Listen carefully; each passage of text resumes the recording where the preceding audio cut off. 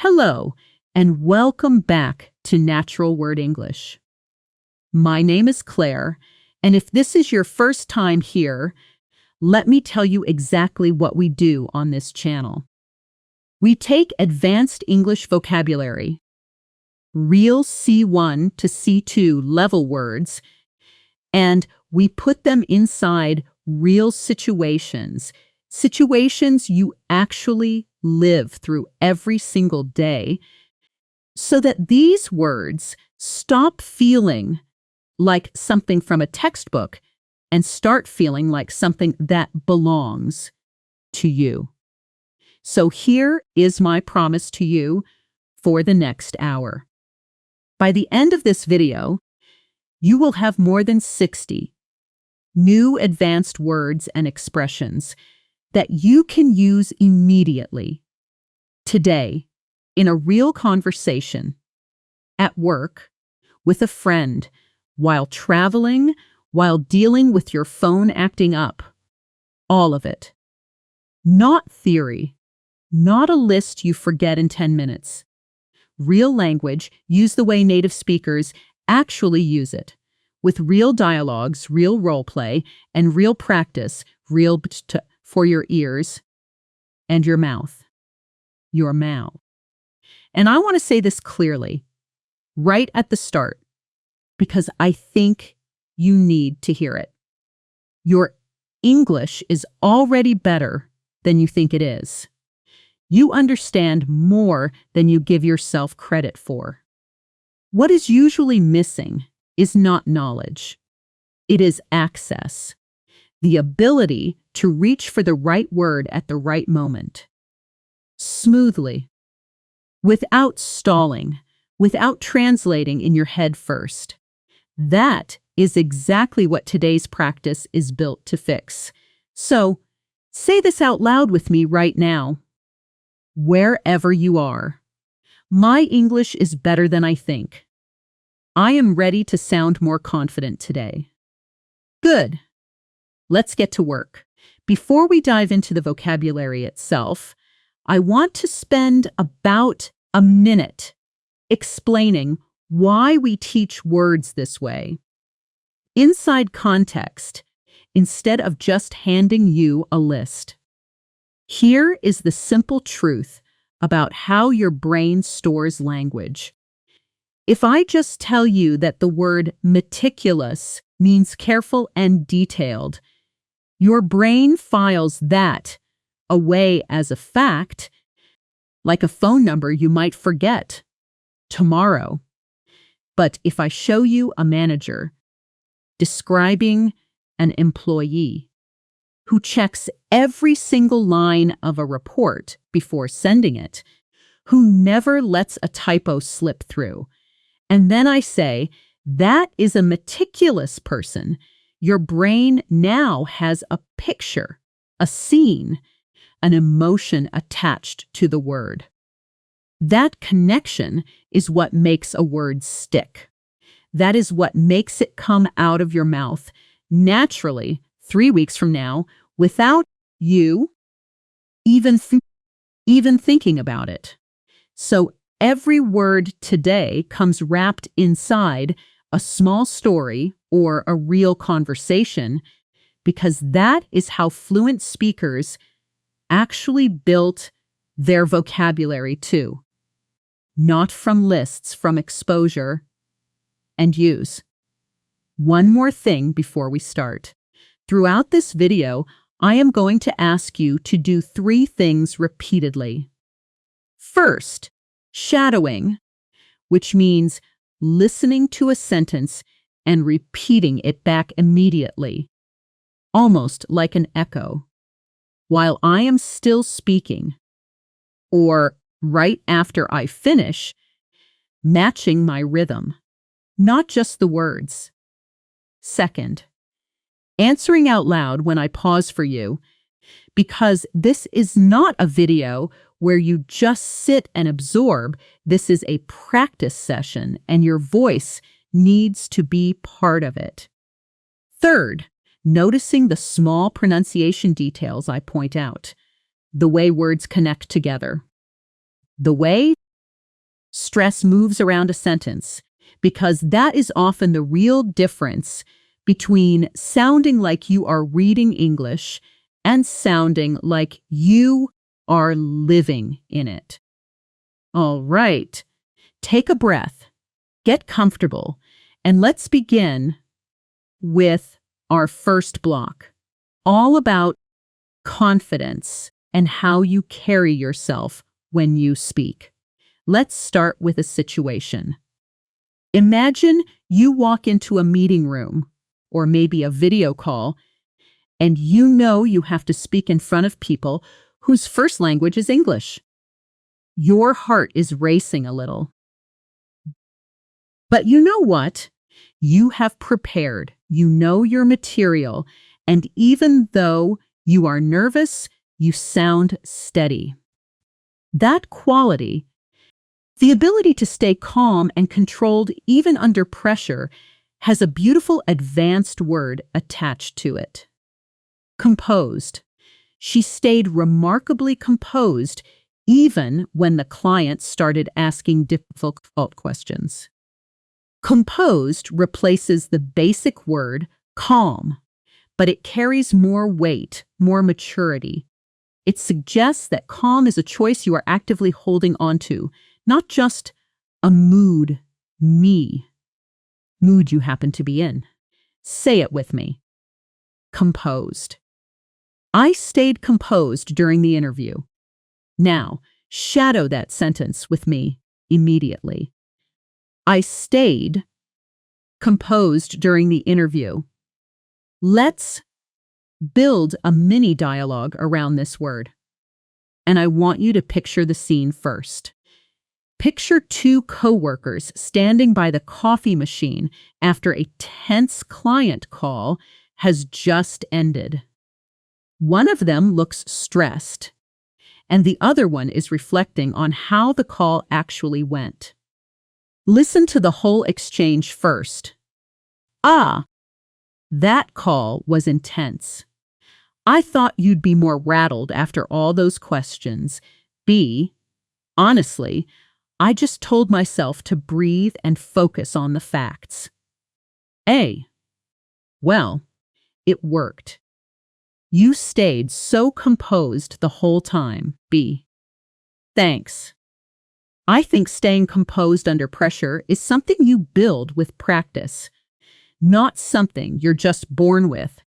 A, that's a good way to look at it. I get flustered way too easily. B, you'll get there. It's really just about training yourself to pause before you react.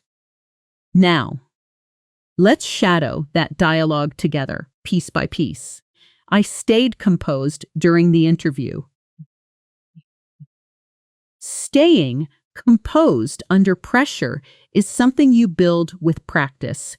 Notice that word flustered that came up too. That means nervous and confused, the opposite of composed. I get flustered way too easily. Shadow it. I get flustered way too easily. Now here is a quick pronunciation note before we move forward, and I want you to really pay attention to this one because it comes up constantly in real speech. Notice how, in the sentence, I stayed composed during the interview, the words stayed and composed don't get separated by a hard pause. They flow together, almost gliding into each other, and the main stress lands heavily on the word composed. Like this, I stayed composed during the interview. Say it slowly first with me. I stayed composed during the interview. Now say it at natural speed. I stayed composed during the interview. That contrast, slow then fast, is something we're going to keep practicing throughout this video because your ear needs to recognize both versions to really understand native speech. Let's move to our next to our next word in this block, one that pairs beautifully with composed. Self-assured. This describes someone who has quiet confidence, who doesn't need external validation to feel sure of themselves. Notice this is different from arrogant, which has a negative feeling. Self-assured is a positive, attractive kind of confidence. He walked into the room with a self-assured presence that immediately put everyone at ease. Shadow it with me. He walked into the room with a self-assured presence. I want you to notice something important here.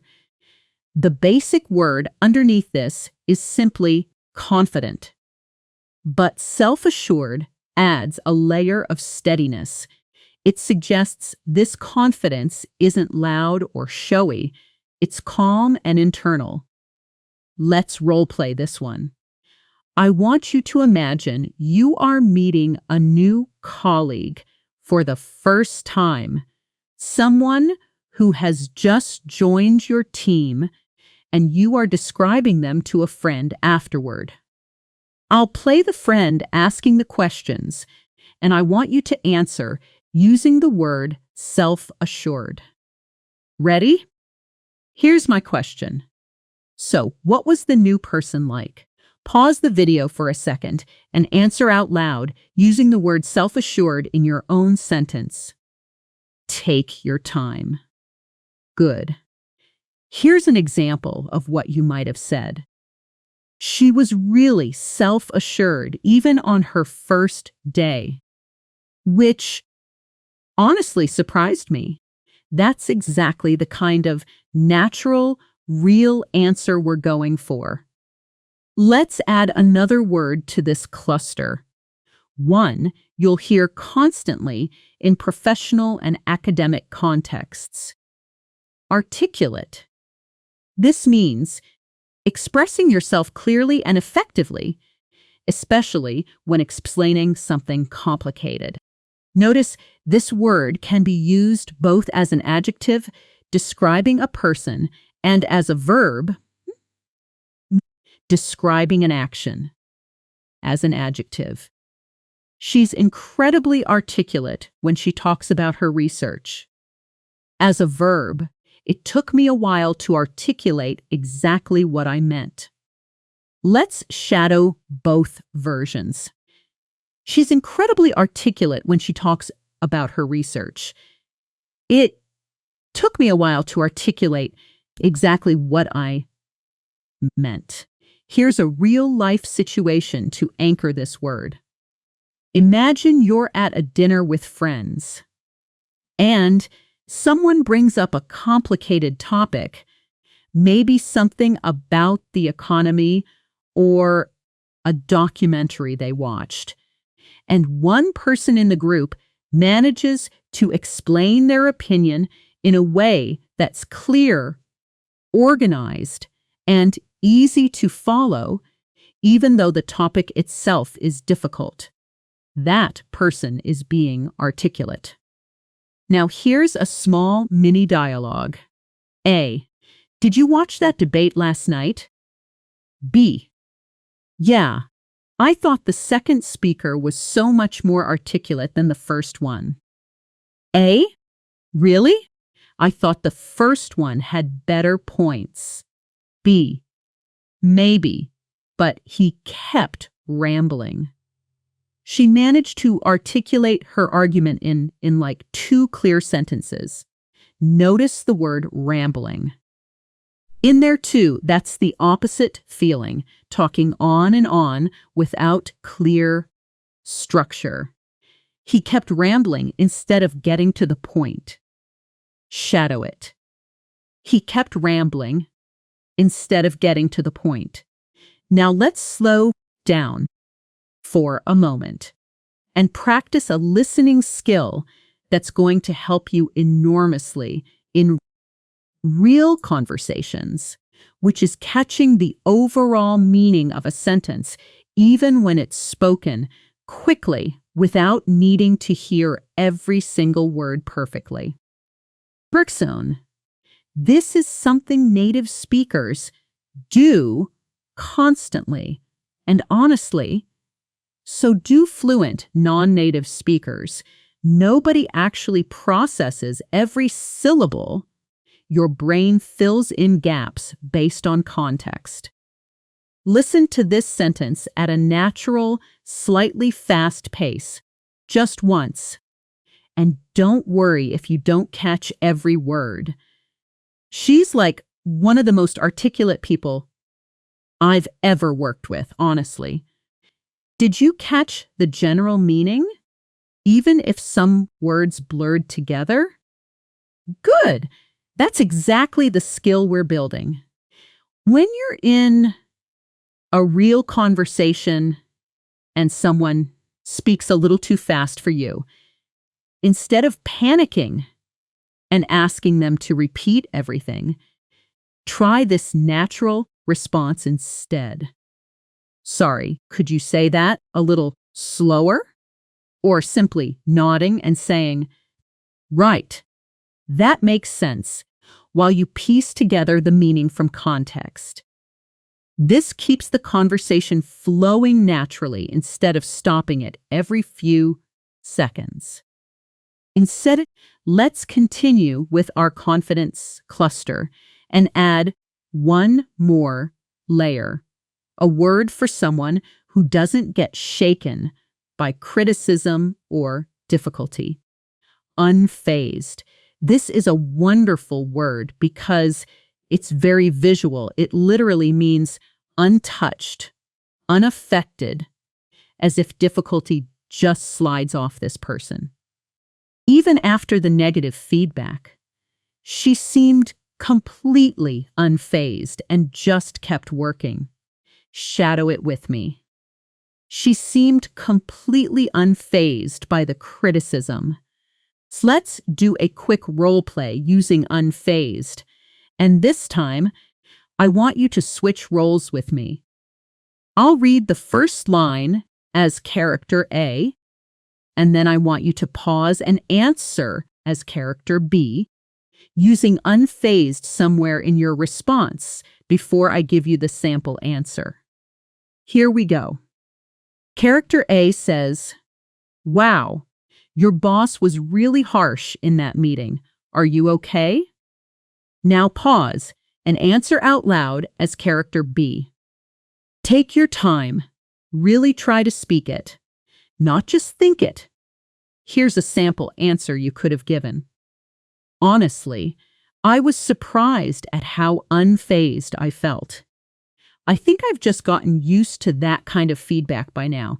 Notice how natural that sounds, like something a real person would actually say, not a textbook sentence. Let's add a phrase now instead of just a single word, because in real English, so much of what makes you sound advanced isn't individual vocabulary, it's these small, glued together expressions. The phrase is, take it in stride. This means to handle a difficulty calmly, as a normal part of life, without letting it upset you too much.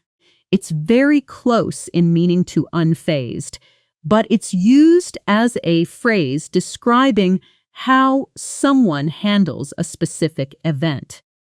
He lost the contract, but he really took it in stride and moved on to the next opportunity. Shadow it. He took it in stride and moved on to the next opportunity. Now here's your first full role play conversation of the video, and I want you to really commit to this one. Speak both parts if you need to, or at minimum, speak character B's lines out loud when I pause. Picture this scene first. Two friends are sitting outside a cafe, and one of them just found out they didn't get a promotion they were hoping for. Hey, how are you holding up? I heard about the promotion. B. Honestly, I'm trying to take it in stride. There's no point getting bitter about it. A. That's a really mature way to look at it. I'd probably be a mess. B. I was upset for like an hour, but staying composed helps me actually think about what to do next. A. So, what's the plan? B. I'm going to ask for specific feedback, figure out what I need to improve, and just stay self-assured about my own progress. Ah. You always manage to sound so articulate, even when you're talking about something disappointing. B. Huh. Thanks. I guess I've had a lot of practice explaining my feelings calmly. Beautiful. Now let's shadow this whole conversation together, line by line. I'm trying to take it in stride. Staying composed helps me think about what to do next. I'm going to stay self-assured about my own progress. You always manage to sound so articulate. Excellent work. You just used 4 advanced words in one connected, realistic conversation, and that connection, seeing them work together naturally, is exactly what builds real fluency, not memorizing them in isolation. Let's move into our second block of the video now, and this one is all about emotions, because expressing how you actually feel with precision is one of the biggest gaps between intermediate and advanced English speakers. Most learners rely on a small handful of emotional words: happy, sad, angry, tired, and while those words work, they flatten your emotional expression into something quite basic, when your actual feelings are usually much more specific and layered than that. Let's start with a beautiful word: elated. This means extremely happy, joyful in a strong, almost bursting way, stronger than just happy or even glad. She was elated when she found out she got into the program. Shadow it. She was elated when she got the news. Now notice the pronunciation here. The stress falls on the second syllable. Elated. Say it slowly. Elated. Now at natural speed. Elated. Here's a real scene to attach this to. Imagine you've been waiting for weeks to hear back about a job application. And finally, an email arrives, and it's good news. What do you feel in that exact moment? Not just happy, something bigger, something that makes you want to tell everyone immediately. That's elated. Let's practice a short exchange. A. You look really happy today. What's going on? B. I just found out. I got the scholarship. I'm absolutely elated. A. That's amazing. Congratulations. You totally deserve it. B. Thank you. I honestly haven't stopped smiling since I read the email. Shadow it. I'm absolutely elated. I haven't stopped smiling since I read the email. Let's contrast that with a different, more complicated emotion. Apprehensive. This means feeling anxious or worried about something that's about to happen, a kind of nervous anticipation, usually about the future. I'm a little apprehensive about the interview tomorrow. Shadow it. I'm apprehensive about the interview tomorrow. Notice this is different from just scared. Apprehensive is quieter, more about uneasy anticipation than outright fear. Let's build this into a visualization first, because this word deserves a proper scene. Imagine it's the night before a big presentation. You're lying in bed and your mind keeps replaying different scenarios. What if they ask a question you can't answer? What if the slides don't load properly? That restless, uneasy feeling before something important, that's being apprehensive. Now listen to this dialogue. A. Are you all packed for the trip tomorrow? B. Yeah, mostly. Honestly, I'm a bit apprehensive about the flight, though. A. Oh, why's that? B. I don't know. I just get anxious before long flights, even though I know it's statistically really safe. A. That's completely normal. Try to focus on something else tonight so you're not just sitting with that feeling. Shadow the key lines. I'm apprehensive about the flight.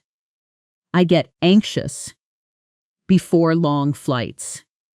Now let's practice a listening and connected speech moment here, because apprehensive about is a phrase you'll hear constantly, and in fast, natural speech, it often blends together. Listen slowly first. I'm apprehensive about the flight. Now listen at natural speed, where apprehensive about almost merges into one flowing unit. I'm apprehensive about the flight. Try saying it yourself now. Slow first, then fast. Let's add one more emotional word that describes a very specific, very relatable feeling. Overwhelmed. This means feeling like you have too much to handle, too much information, too many tasks, too much emotion, all at once. I felt completely overwhelmed after my first week at the new job. Shadow it. I felt overwhelmed after my first week. Here's a mini role play, and this time I want you to answer as character B before I give you the model response. Picture this. You're talking to a close friend about starting a new job, and the amount of new information has been a lot. Character A asks, "So how's the new job going? Is it what you expected?"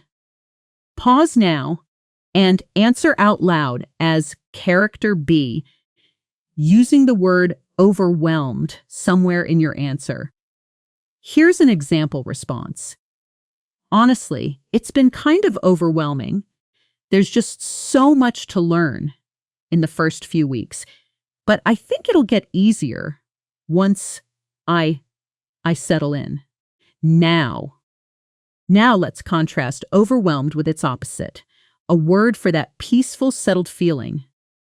Once things calm down. At ease. This is a lovely phrase meaning relaxed, comfortable, free from worry. After a few weeks, I finally started to feel at ease in my new role. Shadow it. I started to feel at ease in my new role. Let's do a full dialogue combining several of these emotional words together so you can hear how a real conversation moves through different feelings naturally. Picture two friends catching up over video call after one of them just finished a stressful first month at a new job. A. So how's the new job actually going?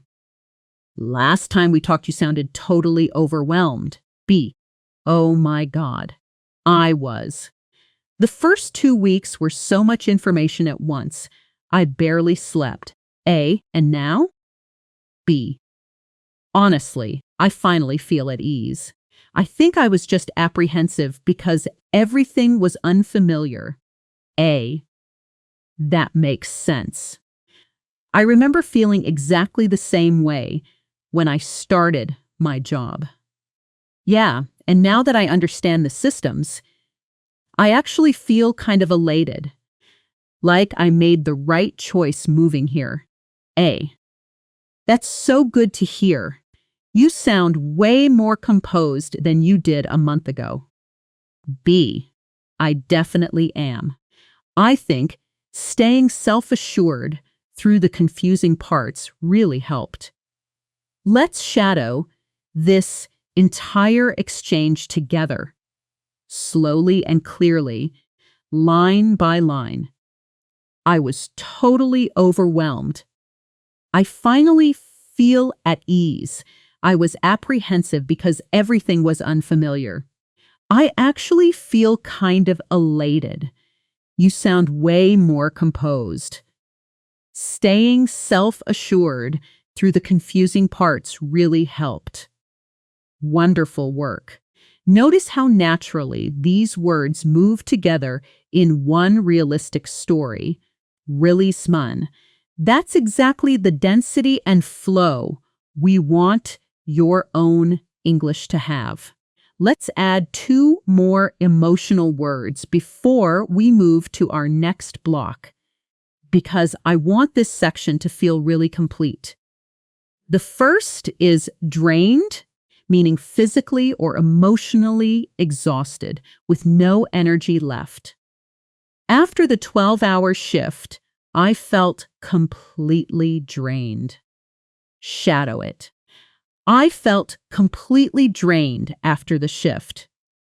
And the contrasting word is invigorated, meaning full of energy and enthusiasm, often after something refreshing.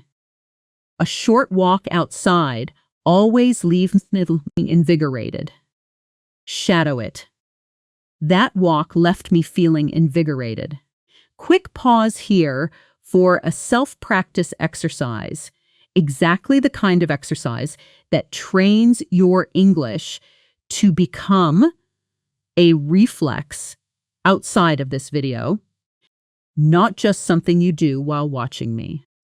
I want you to look around wherever you are right now and describe your surroundings out loud, using your senses, and try to include at least one emotional word from this block. For example, you might say something like this: there's a window beside me. I can hear some traffic outside. And honestly, I feel a little drained after a long day, but also kind of at ease sitting here right now. Pause the video and try this yourself, out loud, using your real surroundings and a real emotion you're feeling right now. Great work so far. Let's take a short breath here, a tiny pause before we move into our next block. Close your eyes for just 3 seconds if you can. Relax your shoulders and know that everything you've practiced so far is already settling into your memory, layer by layer. All right, let's open our eyes and move into block 3, personality traits. Because how you describe other people and yourself is one of the richest areas for advanced vocabulary. Let's begin with meticulous, meaning extremely careful and precise about details. Someone who doesn't let small mistakes slip through. He's incredibly meticulous when it comes to checking his work before submitting it. Shadow it. He's meticulous about checking his work. Here's a scene. Imagine a coworker who reads every email 3 times before sending it, who double-checks every number in a spreadsheet, who notices a misaligned image on a slide that everyone else missed. That person is meticulous. So, let's contrast that with a more relaxed personality trait. Easygoing, meaning relaxed, flexible, not easily bothered by problems or changes in plans. My roommate is really easygoing. He never gets stressed about last-minute changes. Shadow it. He's really easygoing about last-minute changes. Here's a dialogue combining both traits, imagining two coworkers discussing a new team member. A. What's the new hire like so far? B. She's really meticulous. Honestly, she caught 3 errors in the report that everyone else missed. A. That's impressive. Is she easy to work with, though? B. Definitely. She's pretty easygoing outside of work stuff. She just takes the actual work very seriously. A. That's a great combination, honestly. Shadow it. She's really meticulous. She's pretty easygoing outside of work. Let's add assertive, meaning confident and direct in expressing your opinions or needs without being aggressive. Then, it's an important word because many learners confuse assertive with aggressive. But assertive actually has a positive, respectful connotation. I've been trying to be more assertive in meetings instead of staying quiet. Shadow it. I've been trying to be more assertive in meetings. Let's role play this one. And again, I want you to answer before I give the sample. Picture this. A friend asks you, do you think you're generally assertive? Or do you tend to hold back in group settings? Pause now and answer honestly, out loud, using the word assertive. Here's a sample response. I used to hold back a lot, but lately I've been trying to be more assertive, especially when I actually disagree with something. Let's add perceptive, meaning quick to notice and understand things, especially about people or situations, often things that aren't obvious. She's really perceptive. She noticed something was wrong before I even said anything. Shadow it. She's really perceptive about people. And let's add unassuming, meaning modest, not seeking attention. Even if the person is actually very talented or important, he's incredibly unassuming for someone with his level of experience. Shadow it. He's remarkably unassuming. Let's combine these into a natural dialogue, picturing a conversation about a mutual friend at a party. A. Did you talk to Daniel at the party? He's honestly one of the most perceptive people I know. B. Really? He seemed so quiet the whole night. A. That's the thing. He's really unassuming, but he picks up on everything happening around him. That's a rare combination, being that observant, but not needing to show it off. Shadow it. He's one of the most perceptive people I know. He's really unassuming, but he picks up on everything. 2 more personality words for this block. First, tenacious, meaning determined, persistent, refusing to give up even when things are difficult. She's incredibly tenacious. She kept applying even after 5 rejections. Shadow it. She's incredibly tenacious. And second, candid, meaning honest and direct, saying what you truly think without hiding it.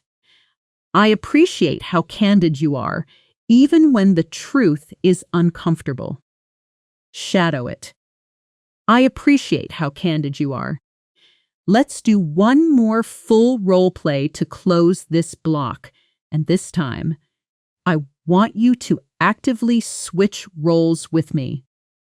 I'll read character A's line, then you pause and respond as character B, using at least one personality word we just covered, and then I'll give you a sample answer so you can compare. Picture this scene. Two old friends are talking about how much someone has changed since college. Do you remember how quiet Maya used to be in college? Pause here and respond as character B, describing how you'd characterize her now. Using a personality word from this block, here's a sample continuation. B. Yeah, she was so unassuming back then. Now she's honestly one of the most assertive people on our team. She speaks up in every meeting. That's such a change. Was it a specific moment or just gradual? B. I think it was gradual. She's always been tenacious about self-improvement. She just kept working at it. Shadow those lines with me now. She was so unassuming back then. She's one of the most assertive people on our team. She's always been tenacious about self-improvement. All right, beautiful work through 3 full blocks. We've covered confidence, emotions, and personality. More than 20 new advanced words and expressions already, all inside real connected conversations. In the next part, we're going to move into professional and workplace English, then social conversation upgrades, travel and daily errands, technology vocabulary, and a full section dedicated to listening, connected speech, and shadowing technique before we finish with a fluency round that ties every single word from this entire video together in one fast, energizing practice. Keep that same energy. Keep speaking out loud, and let's continue building this with you. One confident sentence at a time. Let's move now into Block 4, Professional and Workplace English, because this is one of the areas where advanced vocabulary makes the biggest difference in how capable and confident you sound, whether you're in meetings, sending emails, or just talking about your job with colleagues. Let's begin with streamline, meaning to make a process simpler and more efficient by removing unnecessary steps. We managed to streamline the entire approval process, cutting it down from a week to just 2 days. Shadow it with me. We managed to streamline the approval process. Notice the pronunciation here. The stress is even and clear on both parts of the word. Streamline. Say it slowly. Stream. Line. Now, at natural speed. Streamline. Here's a scene to attach this word to. Imagine you're in a meeting and your manager is frustrated because a simple task, approving an invoice, takes 5 different steps and 3 different people to sign off. Someone suggests combining 2 of those steps into one, cutting out unnecessary back and forth emails. That's streamlining a process. Let's listen to a short dialogue. Honestly, our current workflow is way too complicated for something this simple. B. I agree. I think we could streamline it by just cutting out the second approval step. A. That makes sense. Do you want to propose that in the next meeting? B. Yeah. I'll put together a quick plan to streamline the whole thing. Shadow it. We could streamline it by cutting out that step. I'll put together a plan to streamline the process. Let's add delegate. meaning to give a task or responsibility to someone else, usually because you're too busy or because it's a good learning opportunity for them. I've learned to delegate more instead of trying to do everything myself. Shadow it. I need to learn to delegate more. Here's a role play, and again, I want you to pause and answer before I give the model response. Picture this. A friend asks you, do you find it hard to delegate tasks, or are you pretty comfortable handing things off to other people? Pause now and answer out loud using the word delegate. Here's a sample answer. Honestly, I used to find it really hard to delegate. I always felt like I had to do everything myself, but I've gotten much better at trusting my team. Let's add prioritize, meaning to decide what's most important and deal with that first. I had to prioritize the client's request over my other tasks this week. Shadow it. I had to prioritize the client's request. And let's add 3 phrasal expressions that are used constantly in workplace English, and honestly, in daily conversation too. First, follow up, meaning to check on something again after an initial contact or action, usually to make sure it's progressing. I'll follow up with the client tomorrow to confirm the details. Shadow it. I'll follow up with the client tomorrow. Second, touch base, meaning to make brief contact with someone, usually to check in or share a quick update. Let's touch base on Friday to see how the project is going. Shadow it. Let's touch base on Friday.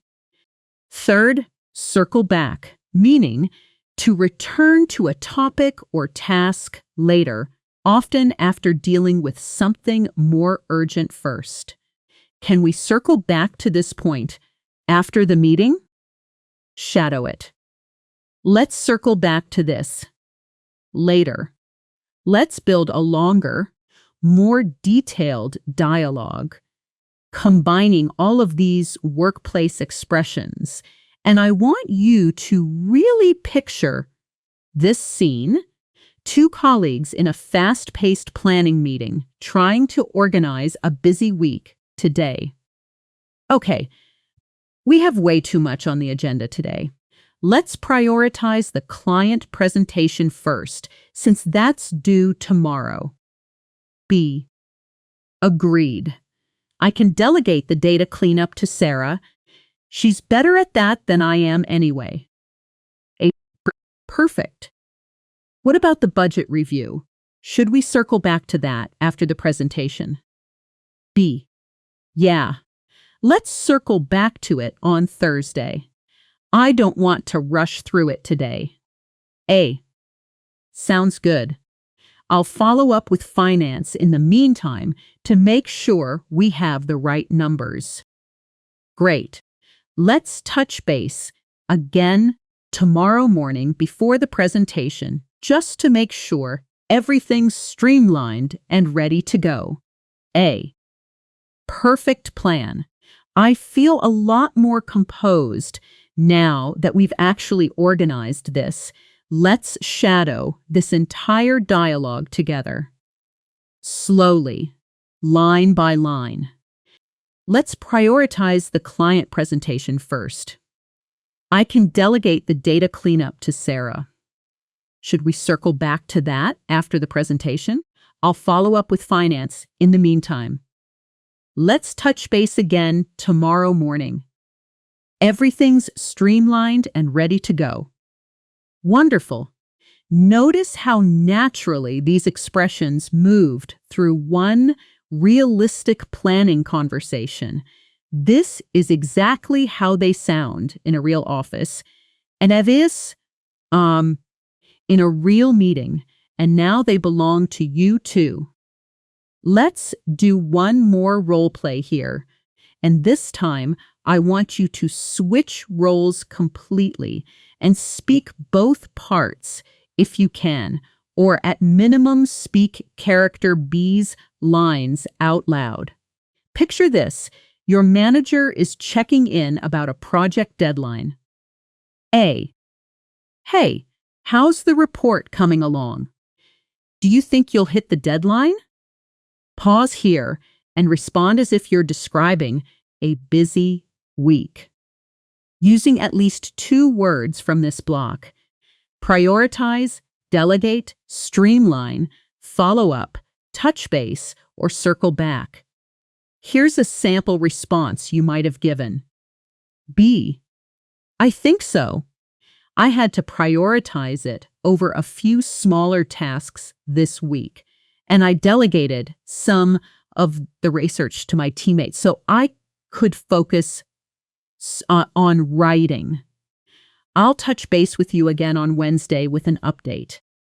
Beautiful.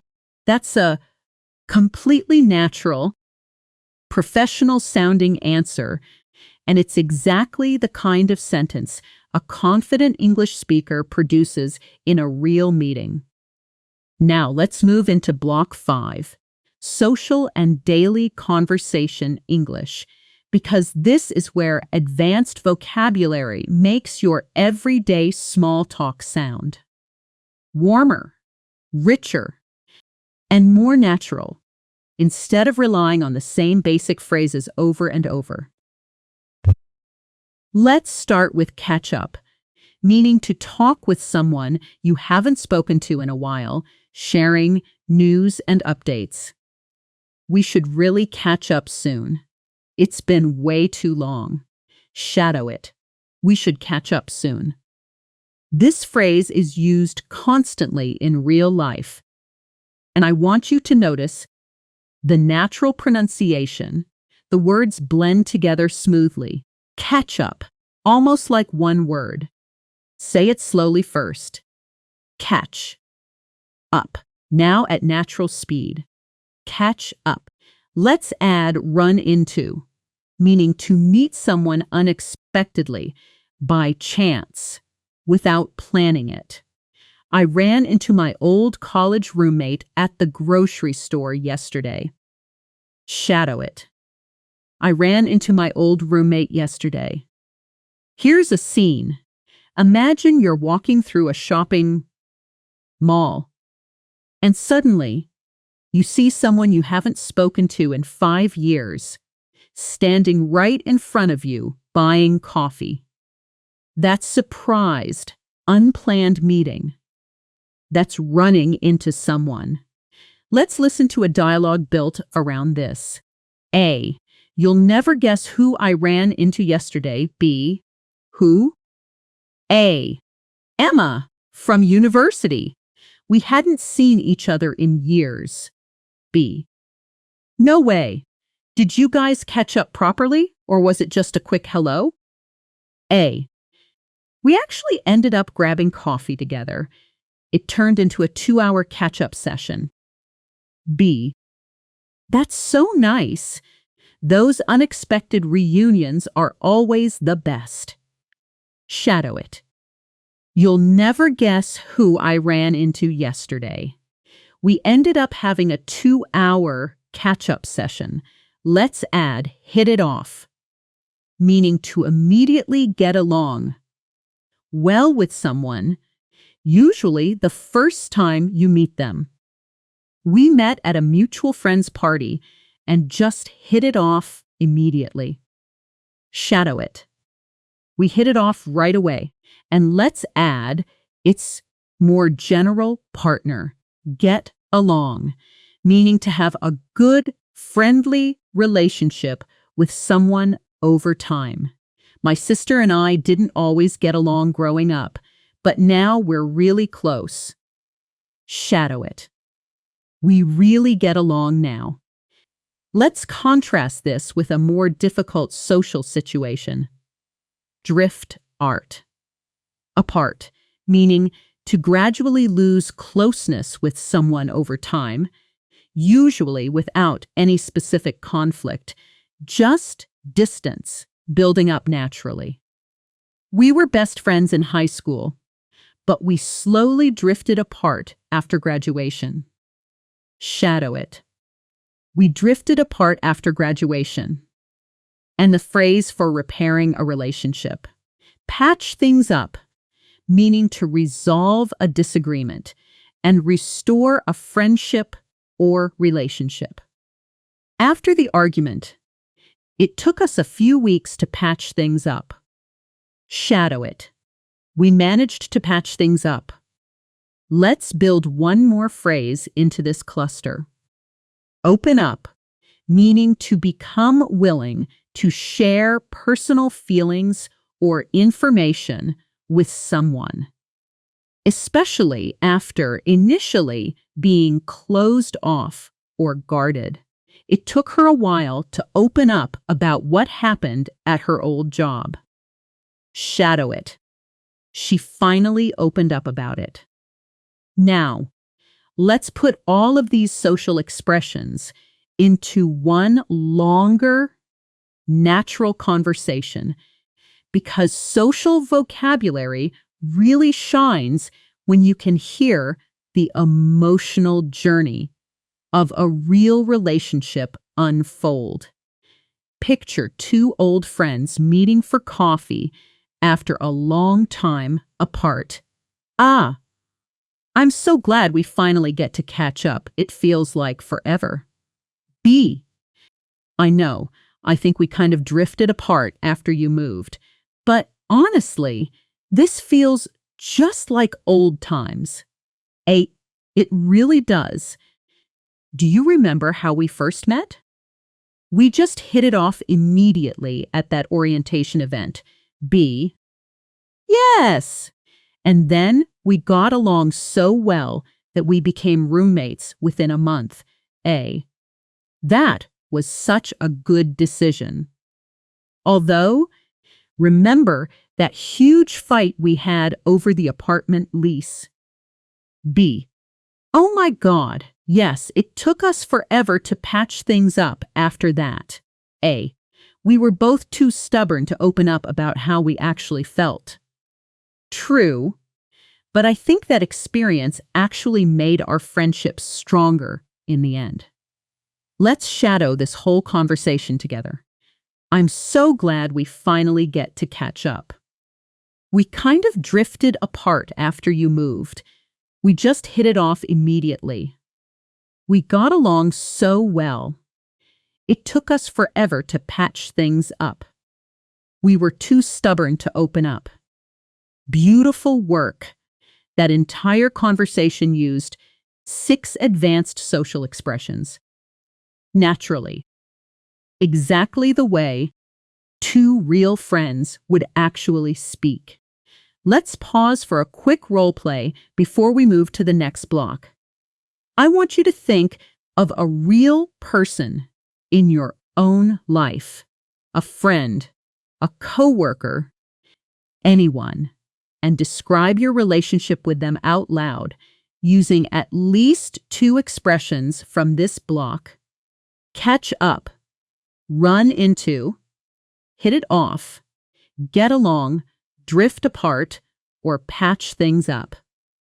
Pause the video now and speak for about 30 seconds, out loud, about a real relationship in your life. Wonderful. However you described that relationship, notice how much more textured and real your English just sounded compared to simply saying, "We are friends," or "We don't talk anymore." That texture is exactly what advanced vocabulary gives you. Let's move now into Block 6, travel and daily errands, because these are situations almost everyone deals with regularly, whether it's traveling abroad or simply managing daily life at home. Let's start with navigate, which has 2 related meanings, both useful. The literal meaning is finding your way through a physical place. It took us a while to navigate the subway system in a new city. Shadow it. We had to navigate the subway system. The figurative meaning is dealing with a complicated situation. She's really good at navigating difficult conversations with clients. Shadow it. She's good at navigating difficult conversations, Les. Let's add get the hang of, meaning to gradually learn how to do something until it becomes easy or natural. It took me a few days, but I finally got the hang of the new software.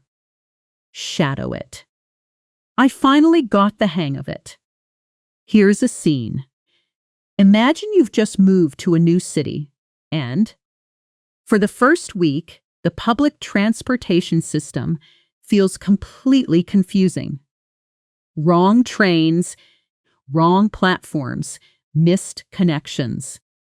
But by the second week, something clicks, and suddenly it feels automatic. That shift, that's getting the hang of something. Let's listen to a dialogue. A. How's the new apartment? Have you figured out the neighborhood yet? B. Slowly. It took me a while to navigate the bus routes, but I think I'm finally getting the hang of it. A. That's good. Moving somewhere new is always disorienting at first. B. Definitely. But I'm starting to feel more comfortable now. Shadow it. It took me a while to navigate the bus routes. I'm finally getting the hang of it. Let's add figure out, meaning to understand or solve something through thought or effort. Extremely common in everyday speech. I still haven't figured out how to fix the leak in the kitchen sink. Shadow it. I still haven't figured it out. And let's add make do, meaning to manage with limited resources, using what's available, even if it's not ideal. We forgot the tent poles, so we had to make do with some tree branches instead. Shadow it. We had to make do with what we had. Let's add come in handy, meaning to be useful, especially at an unexpected or convenient moment. I never thought I'd need a multi-tool, but it really came in handy during the trip. Shadow it. It really came in handy. And finally, run errands, meaning to go out and complete a series of small daily tasks, like grocery shopping, picking up dry cleaning, or going to the post office. I spent my entire Saturday morning running errands around the city. Shadow it. I spent the morning running errands. Let's put several of these into a natural role-play conversation. This time with a visualization opening. Picturing a busy Saturday. Imagine it's late morning. You've got a list of tasks to complete before the weekend ends. The sky is a little cloudy, and you're rushing between the pharmacy, the grocery store, and the post office. Ah. Hey, are you free this afternoon? Want to grab lunch? B. I wish, but I've got so many errands to run today. The car needed new tires, and now I'm dealing with that instead of my actual plans. Ugh, that's frustrating. Did you figure out where to get it fixed? B. Yeah. Thankfully, my neighbor recommended a place. That recommendation really came in handy. A. At least something worked out. Are you going to make it to the grocery store too?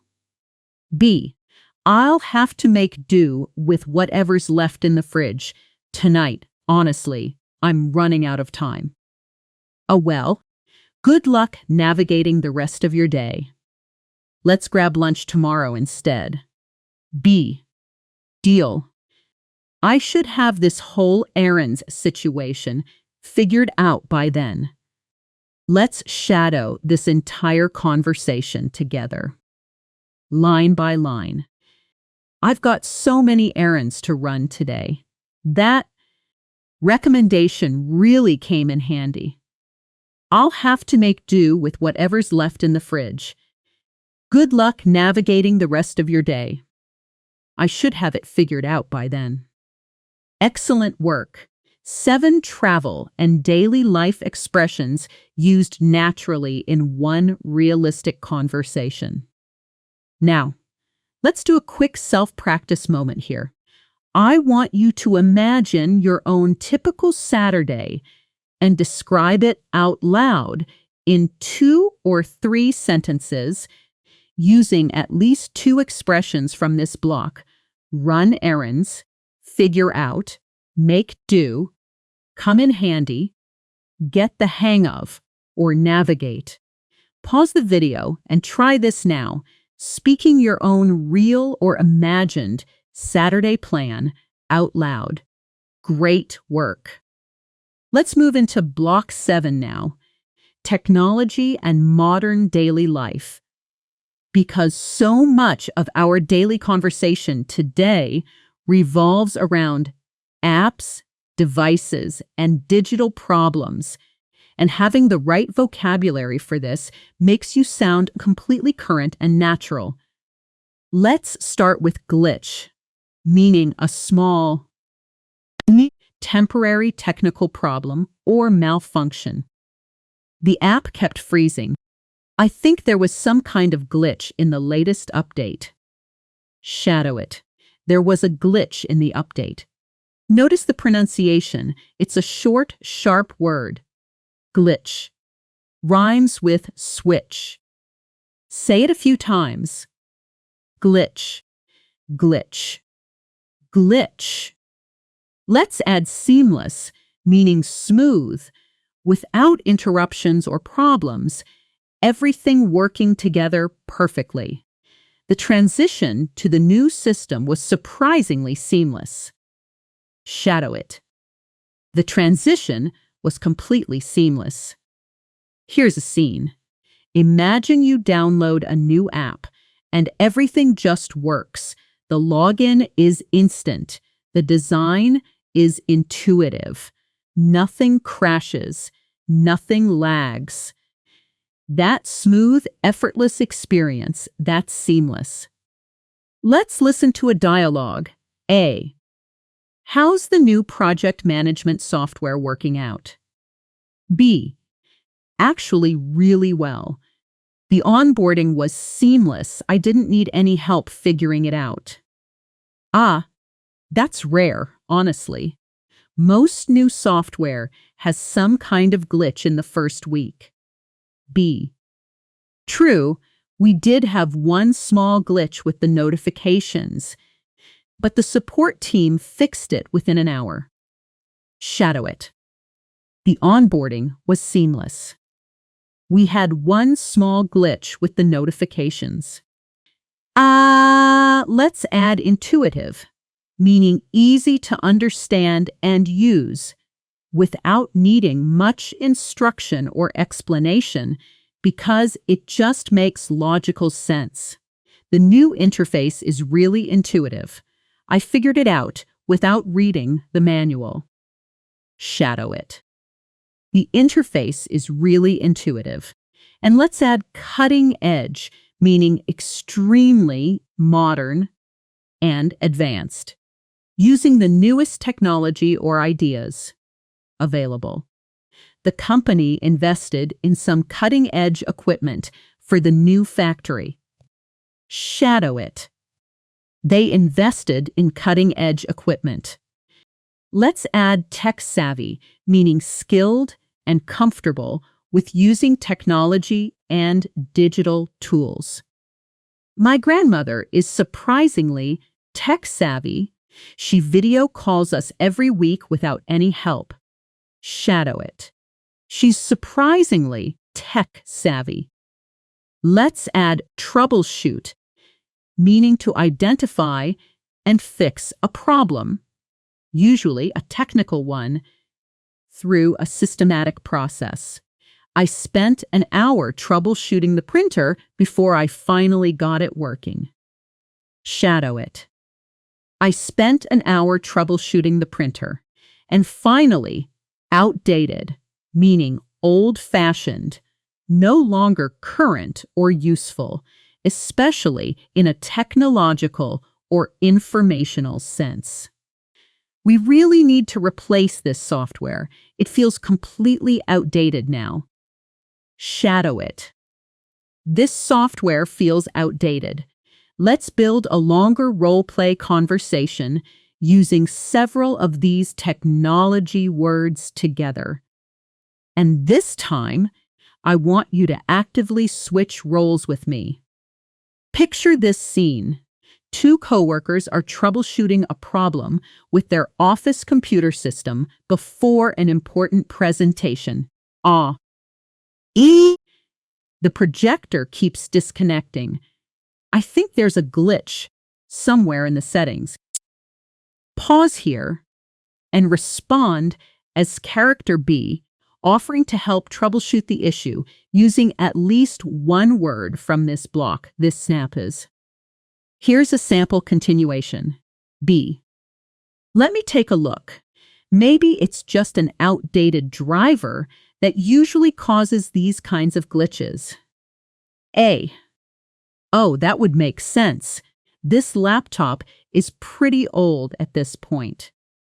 B. Yeah, honestly, the whole system feels outdated compared to what other departments are using now. A.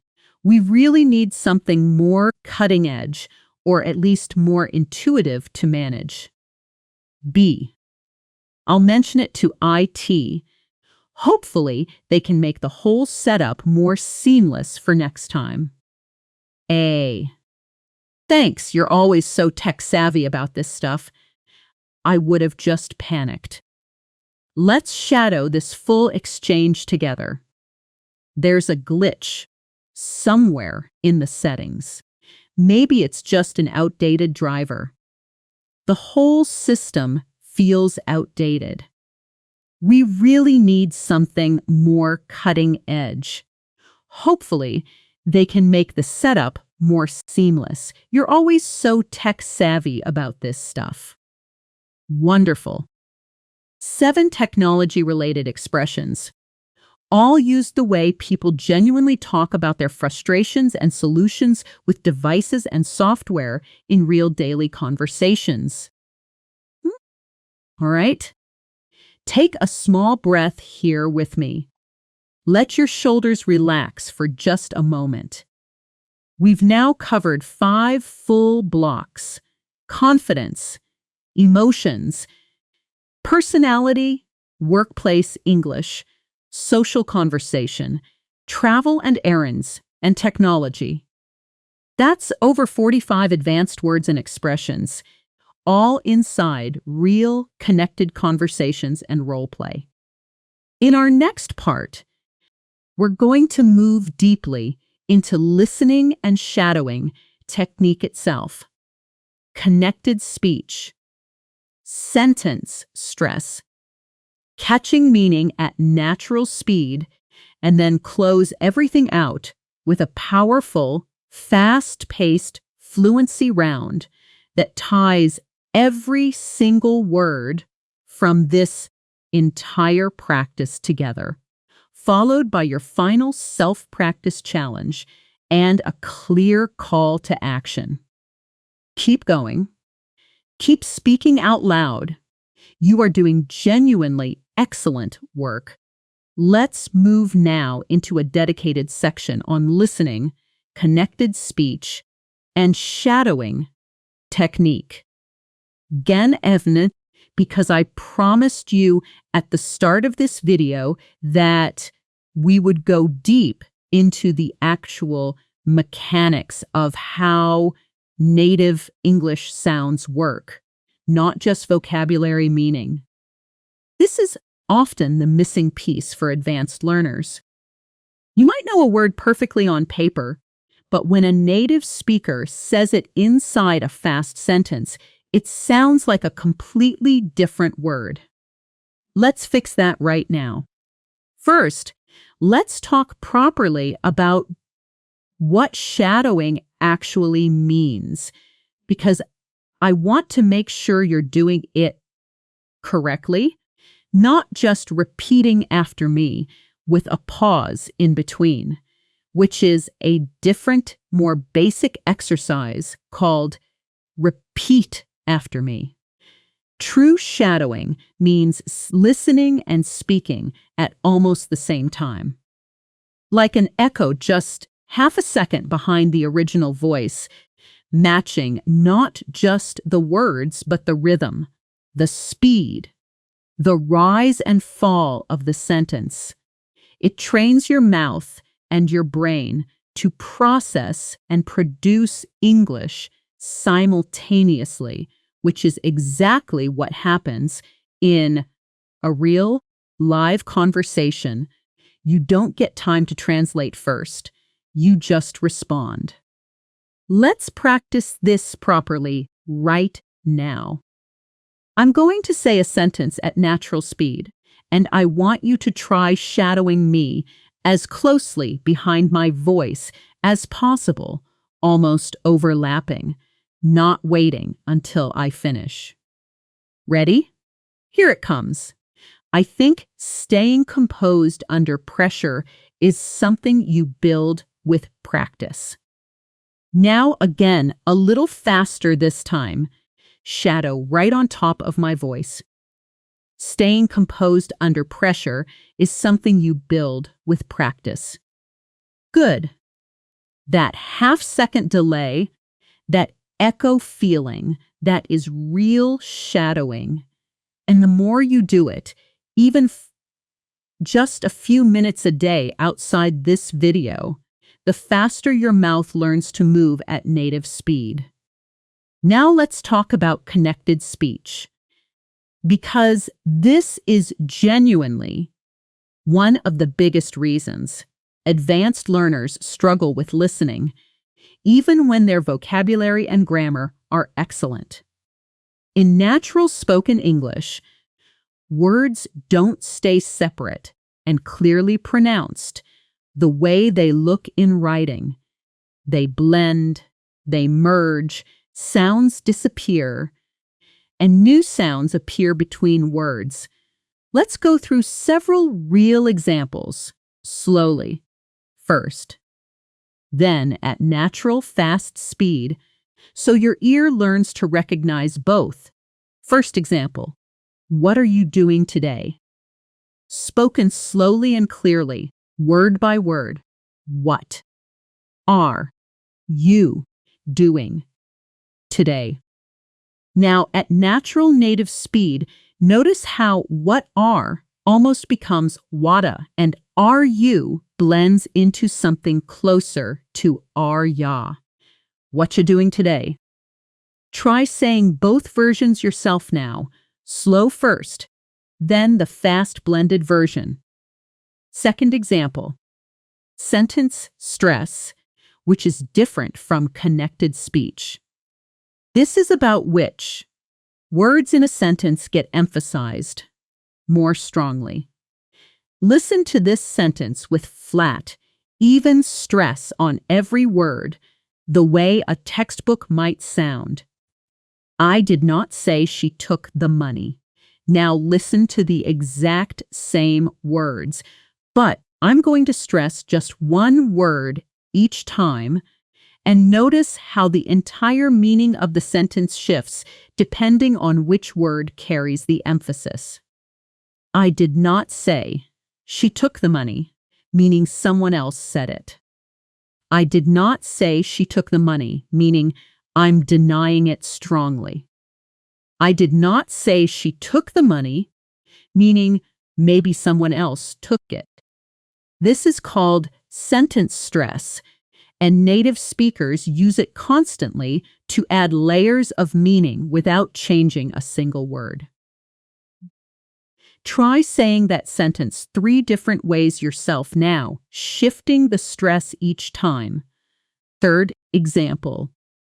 Connected speech again, this time with going to, which almost always becomes gonna in relaxed natural speech, and want to, which becomes wanna. Slowly. I am going to call you later. I want to try that new restaurant. Now, at natural fast speed, I'm going to call you later.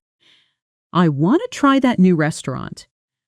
This doesn't mean you need to say gonna and wanna yourself if it doesn't feel natural to you, but you absolutely need to be able to recognize them instantly. When you hear them, because native speakers use them constantly in casual conversation. Fourth example. Let's look at rising and falling intonation, because this is another layer that changes meaning entirely. When you ask a yes or no question, your voice typically rises at the end. Are you coming to the party tonight? Notice how my voice lifted upward on the last word. But when you make a statement or ask an open question, starting with a question word like what or why, your voice typically falls at the end. What time does the party start? Notice how my voice dropped down on start. Try both patterns yourself now. One rising question, one falling statement. Now, let's practice the specific skill of catching general meaning. When someone speaks quickly, without needing to process every individual word, because this happens constantly in real conversations, especially with native speakers who aren't slowing down or simplifying their speech for you. I'm going to say a sentence at a genuinely fast, natural conversational pace just once, and I want you to focus only on grabbing the overall meaning, not every word. Here it comes. Yeah. So basically what happened was the whole system just glitched out right before the presentation. And honestly, I had to troubleshoot it in like 5 minutes flat. Did you catch the general story, even if a few words blurred past you? Something glitched right before a presentation, and it needed to be fixed quickly. That's the skill. Grabbing the shape of the meaning, not transcribing every syllable in your head. And here's something incredibly useful for real conversations. It's for real confrontations. When you don't catch everything someone says, you don't need to stop the whole conversation and ask them to repeat themselves word for word. Instead, native speakers use small, natural filler responses to keep the flow going while their brain catches up, or to gently signal they followed along even with partial information. Phrases like, I see, that makes sense, right, okay, or simply nodding and saying, yeah, totally. These keep the conversation moving naturally. Let's practice this with a short dialogue where one person doesn't catch every detail but keeps the conversation flowing anyway. So the whole team basically had to scramble because the client moved the deadline up by 2 whole weeks, which honestly threw everyone's schedule into chaos. B. Oh, wow. That makes sense why everyone seemed so stressed today. A. Yay. Yeah. And on top of that, half the data we needed hadn't even been finalized yet. Right, I see. So what's the plan now? Notice how character B didn't need to ask, "Can you repeat that?" even once. They simply responded naturally to the overall meaning and kept the conversation flowing forward.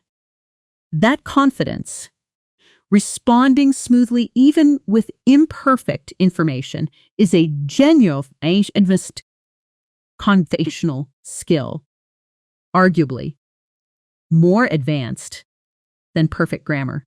Now let's do our self-practice exercise for this section, the one designed specifically to turn your English into a genuine reflex outside of this video, something you do automatically, not just while watching me. I want you to look around your actual physical space right now, wherever you're sitting, and describe it out loud using your senses, sight, sound, feeling. And I want you to weave in at least 3 words from today's lesson naturally, as if you were just talking to yourself. Take a moment and speak for about 30 seconds. If you need a model to start from, here's an example of what this might sound like. There's a chair beside me. That's honestly a bit outdated. I really should replace it. I can hear some traffic outside, kind of a low, steady hum.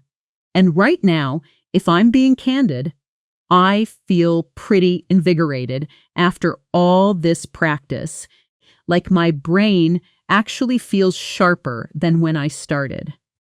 Pause the video now and try your own version out loud, using your real environment. Excellent.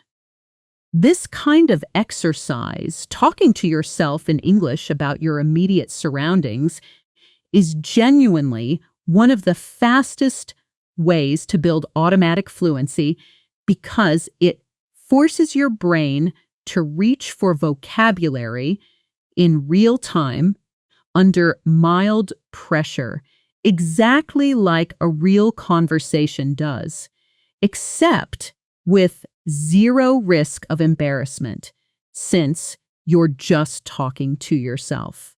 All right, now let's move into our fluency round, the final push of this video, where we're going to move quickly through every single word and expression we've covered today.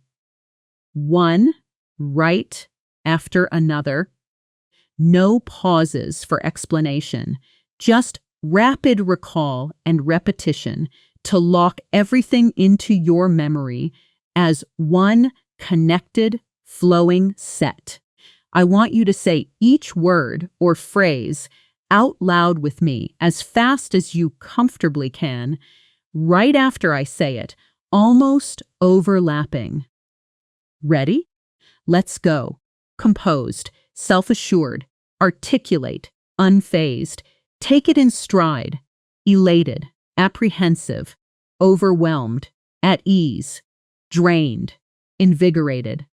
Meticulous, easygoing, assertive, perceptive, unassuming, tenacious, candid, streamline, delegate, prioritize, follow up, touch base, circle back, catch up, run into, hit it off, get along, drift apart, patch things up, open up, navigate, get the hang of, figure out, make do, come in handy, run errands, glitch, seamless, intuitive, cutting edge, tech savvy, troubleshoot.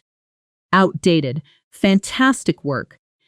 You just recalled over 40 words in rapid succession. And I know your mouth felt a little challenged keeping up with that pace. That's completely normal. And that slight discomfort is actually a good sign. It means your brain is being pushed exactly the way it needs to be to strengthen these connections. Let's do one more round. But this time, instead of just the word alone, I want you to say a tiny 2 or 3 word chunk with it, the way it would naturally appear in a sentence, still moving quickly. Ready? Stayed composed.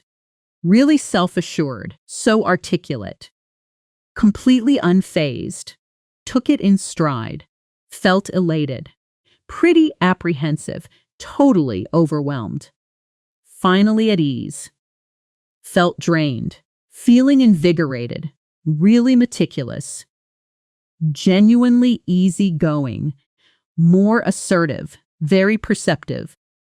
Quite unassuming. Incredibly tenacious. Refreshingly candid. Managed to streamline. Learned to delegate. Had to prioritize. Will follow up. Let's touch base. Circle back later. Should catch up. Ran into her. Hit it off. Really get along. Slowly drifted apart. Patched things up. Finally opened up. Had to navigate. Got the hang of it. Still figuring out. Had to make do. Came in handy. Running errands. Annoying glitch. Totally seamless. Really intuitive. Genuinely cutting edge. Very tech savvy. Had to troubleshoot. Feels outdated. Beautifully done.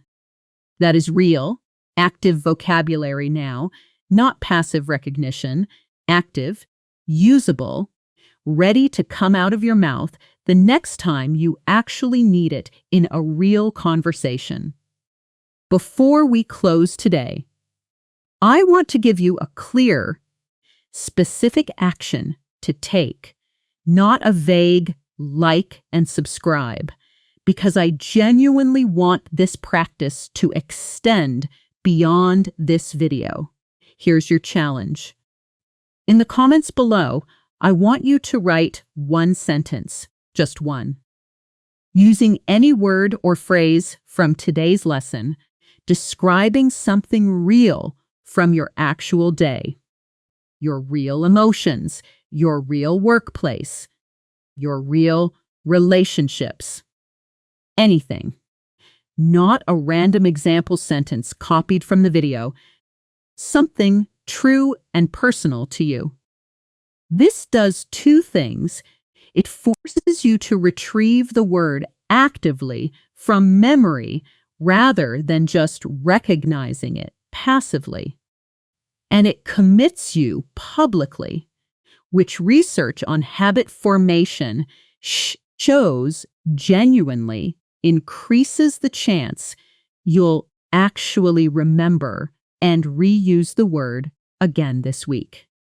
So pause right now, think of your sentence, and go write it in the comments before you move on with your day. You've done genuinely excellent work throughout this entire session, more than 45 advanced words and expressions, all learned inside real connected conversations, real role play, real pronunciation practice, and real listening challenges, not a single isolated list. Your English truly is better than you think it is, and every single word you practiced today is now a small, permanent upgrade to how confidently and precisely you can express yourself, starting today, starting in your very next conversation. If today's practice felt valuable to you, make sure you're subscribed to Natural Word English, Ani, because we upload new advanced vocabulary practice sessions like this regularly, always built the same way. Real context, real conversations, real results. Never just a dry list of words to memorize and forget. Keep speaking out loud. even when no one's listening. Keep noticing new words in the English you consume every day. And keep up trusting that your fluency is closer than you think.